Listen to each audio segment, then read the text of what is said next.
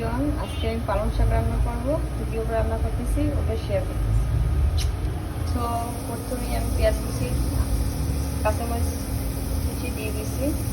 যেহেতু ইলিশ মাছ দিয়ে রান্না করবো, তা আমি কোনো রসুন দিইনি।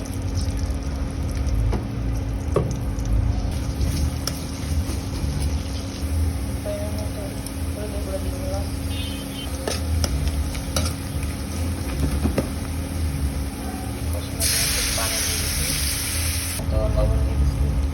তো আমার কষানো শেষ, এখন আমি দইয়ের মধ্যে জল দিয়ে দিচ্ছি। এখন আমি শাকগুলো দিয়ে দেবো। দেওয়া শেষ, এখন আমি ডাকনা দিব, সিদ্ধ হয়ে যাবে। এখন আমি ডাকনাটা উঠিয়ে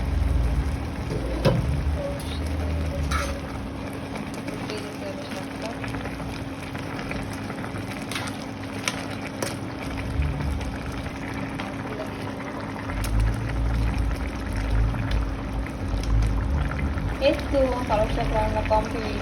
তো কেমন হয়েছে অবশ্যই সবাই জানাবেন।